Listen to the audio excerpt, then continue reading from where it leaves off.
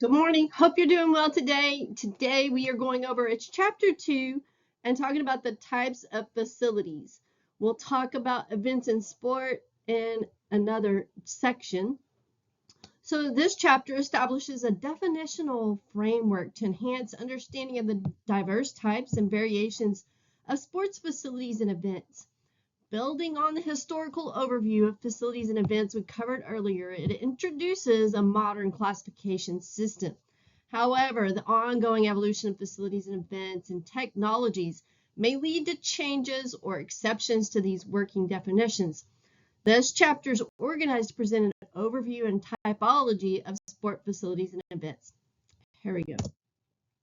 So our objectives are really to identify and define primary facility types, including stadiums, arenas, field house, indoor practice facilities, gymnasiums, natatoriums, recreation center, and sportsplex. We'll compare and contrast facility types based on characteristics such as spectator capacity, the field and surface type, and sport function, and also differentiate between standalone events, league events, and tour events. And lastly, identify and explain management implications for the various types of sport facility types and event types. Here we go. So sport facilities are the backbone of the sport industry, designed to meet the needs of various stakeholders. Today, we're going to explore the 3 perspectives that shape how these facilities are planned, built, and managed. Participants are the individuals actively engaging in sports or recreational activities. Facilities designed for this group prioritize functionality and accessibility. Recreation centers, these serve local communities offering fitness classes, gyms, and courts for everyday use. The focus is on creating versatile spaces that accommodate various activities from basketball to yoga. Sportsplexes are larger, multi-use complexes designed for tournaments and team sports. They often include multiple fields or courts, locker rooms, and amenities to support athletes during competitive events. Key considerations include safety, ease of use, and ensuring the space meets the needs of diverse sports disciplines.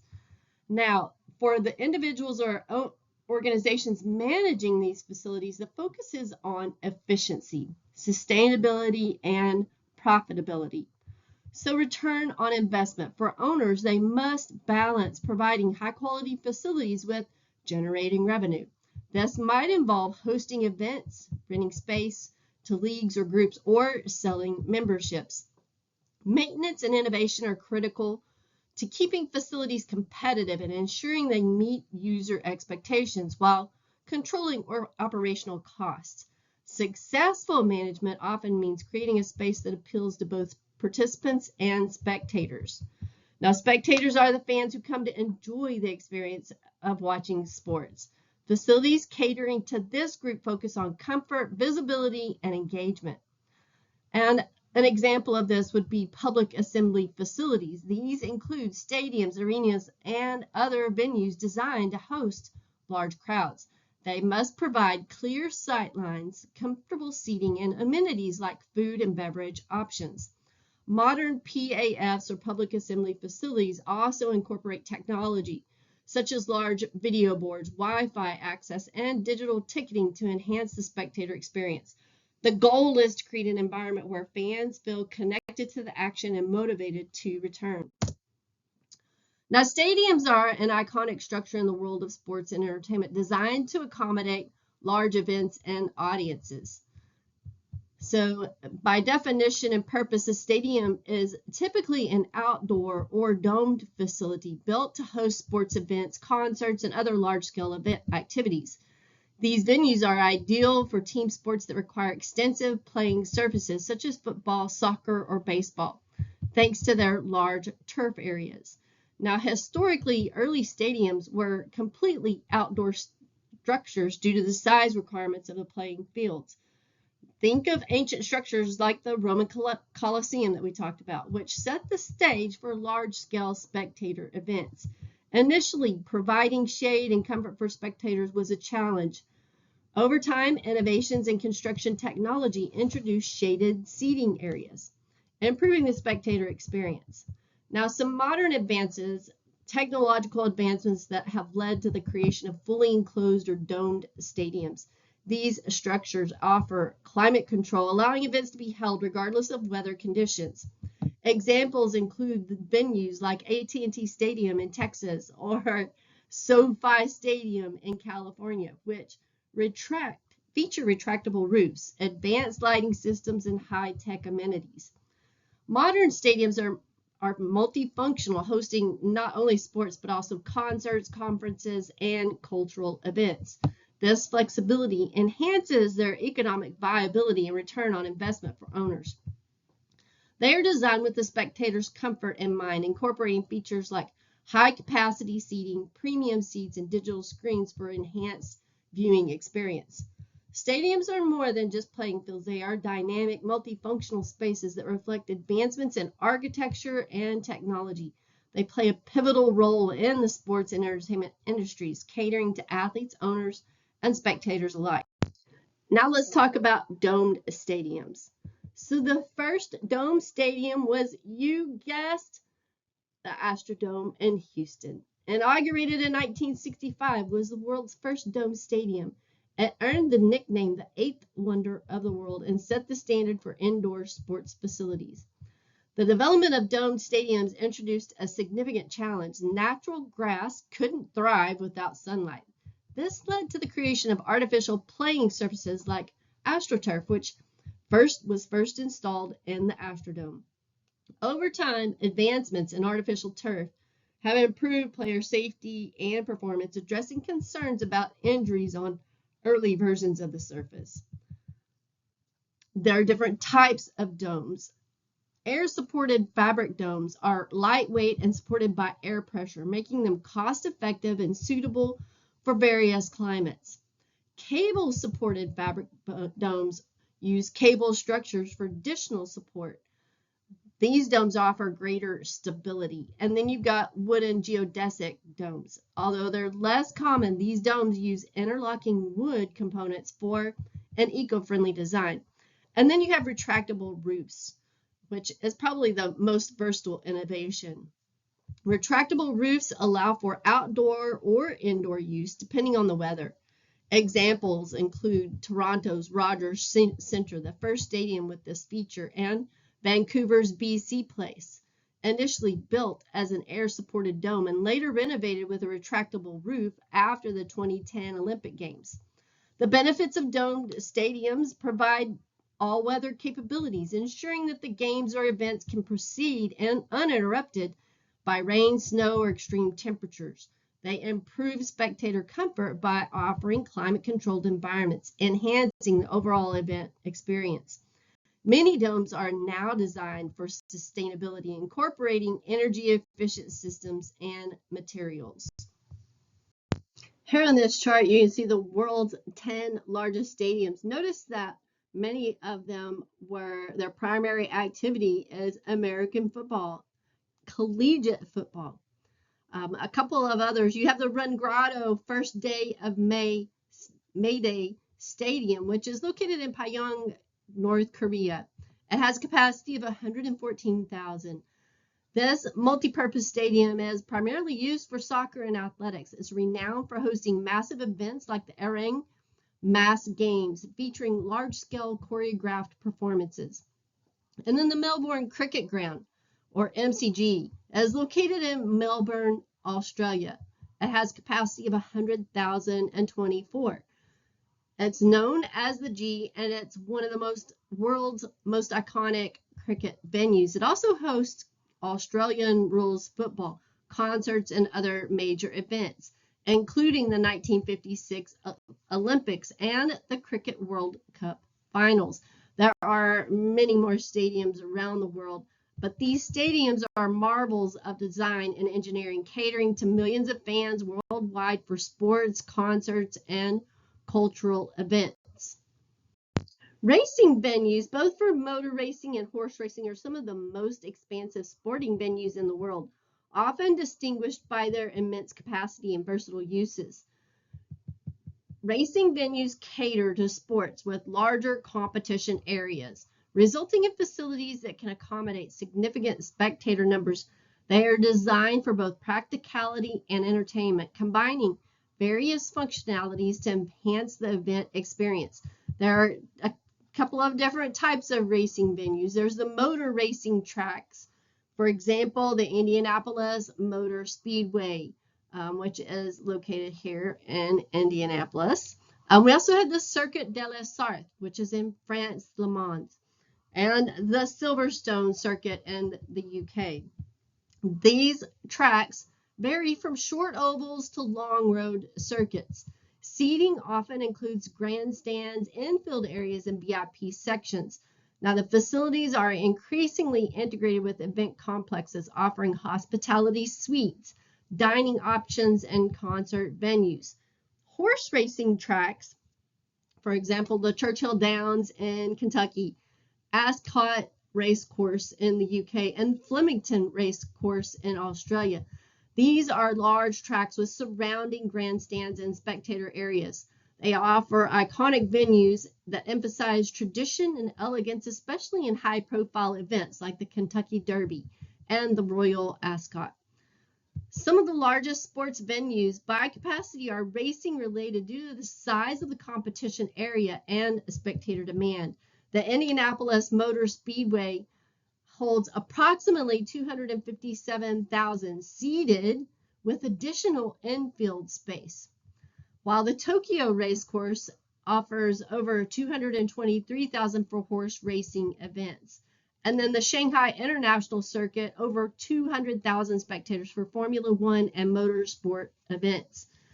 Modern venues aim to offer more than just a racing spectacle. The multi-use spaces for corporate events, exhibitions, and public gatherings. They also have hospitality areas with luxury suites and banquet halls and terraces for premium experiences. Of course, many racing venues double as concert spaces, hosting large-scale performances to maximize utility. While most racing venues host a regular schedule of races, each has a signature event that defines its identity. The Indianapolis Motor Speedway that hosts the Indianapolis 500, which is an IndyCar race. The Churchill Downs is Kentucky Derby for horse racing. And Monza Circuit, which is the Italian Grand Prix, which is Formula One. These venues are designed not only for competition, but also to drive tourism and local engagement. Examples include entertainment zones such as retail stores or gaming zones and themed restaurants, and community events, public tours, local exhibitions, and smaller races between major events.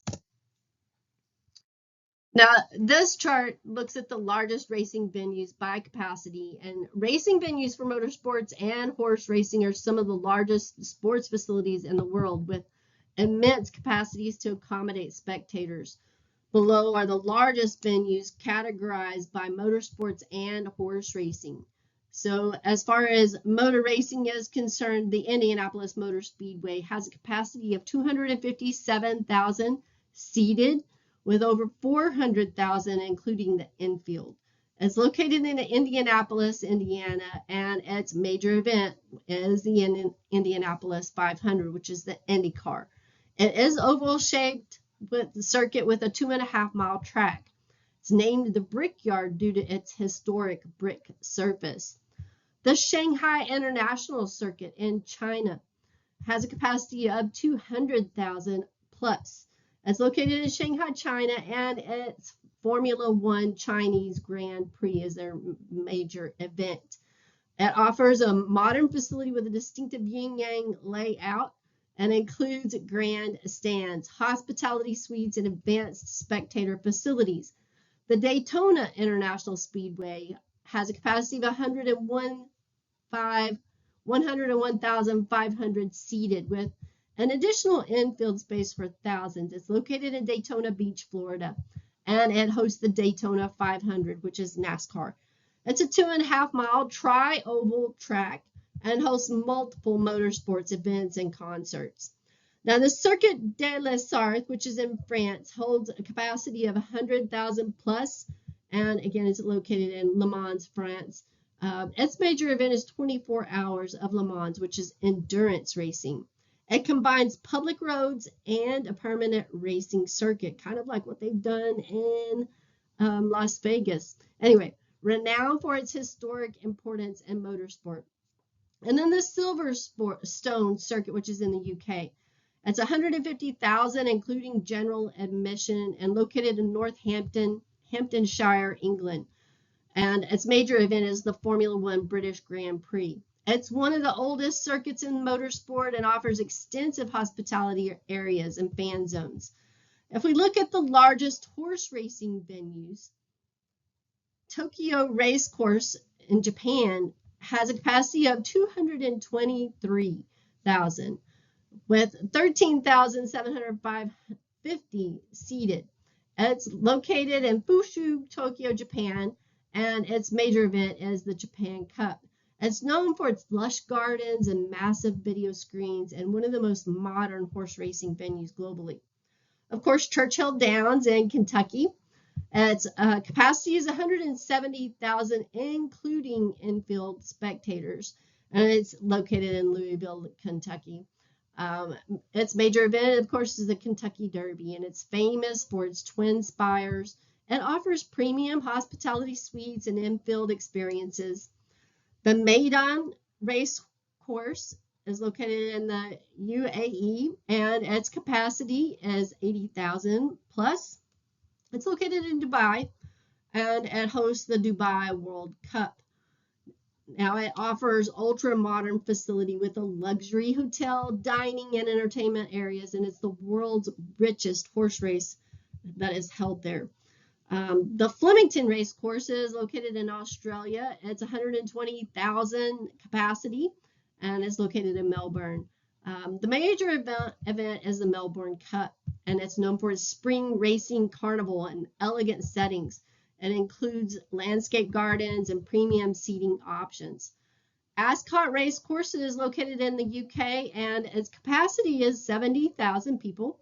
Located again in Ascot, Berkshire, England, and its major event is the Royal Ascot. It has strong ties to British royalty and tradition, and it's renowned for its luxurious hospitality. Some key differences between motor and horse racing venues: the track size. Motorsport tracks are generally longer with space for vehicles and grandstands. As far as horse racing venues, they often have landscaped areas and cater to events with a social and cultural aspect. Both types of venues usually revolve around one key annual event, often serving as their defining moment. The Churchill Downs Circuit of the Americas and Daytona International Speedway. Again, this just gives kind of an overview of that. And they say with the Kentucky Derby, it's the most exciting 2 minutes in sports. It hosts the Kentucky Oaks and other high-profile horse races. And again, it offers that hospitality, luxurious options, including Millionaire's Row and exclusive suites. It's known for its cultural significance. Of course, the hats are a thing, the Southern traditions, and the vibrant atmosphere around the Derby. The Circuit of the Americas, which is motorsports, is located in Austin, Texas. So it's homegrown, and the capacity is about 120,000. It does offer a Formula One Grand Prix and MotoGP Grand Prix of the Americas. It opened in 2012, and it's a modern multi-purpose venue with a 3 4/10 of a mile track, which features 20 turns and significant elevation changes. It's home to the iconic Turn 1, which offers a sharp incline at the start of the race. It includes the German beer garden, concert, amphitheater, and zip line attractions, making it a full-fledged entertainment complex. It hosts a diverse array of motorsports and music festivals, including a large-scale event like the Austin City Limits Music Festival. Now, Daytona, again, located in Daytona Beach, Florida. It is a 2.5 mile tri-oval with the high-speed banking. It's known as the World Center of Racing. And it offers the Daytona Rising Project, which is a $400 million upgrade that introduced more comfortable seating expanded concourses, and improved fan amenities. The infield camping and fan zones provide a unique race day experience for motorsports enthusiasts. And it hosts events beyond NASCAR, including IMSA's Rolex 24 at Daytona endurance race and motorcycle race. If we compare these venues, the horse racing, again, it offers the historic luxury seating, and it's just all really, all three venues represent the pinnacle of their respective sports, offering unforgettable experiences for spectators while blending tradition, innovation, and entertainment. Arenas are versatile, enclosed structures designed for sports, concerts, and various other events. Their features and functionalities cater to diverse activities, making them pivotal to urban entertainment and sports infrastructures. Some key characteristics of arenas: their structure and layout. They are typically fully enclosed, ensuring control over climate and lighting. There's a central playing space, a court, floor, or ice, surrounded by tiered spectator seating. There's a high ceiling clearance to accommodate sports like basketball, hockey, gymnastics, and performances requiring aerial setups. As far as spectator capacity, they are typically smaller than stadiums, with capacities ranging from 10,000 to 25,000 spectators, depending on the arena. And they're often designed for flexibility, allowing quick transitions between sporting events and non-sporting functions, such as concerts, conventions, or expos. Many arenas host two primary sports tenants, such as a basketball and hockey team, and leverage shared facilities like locker rooms and things along that line.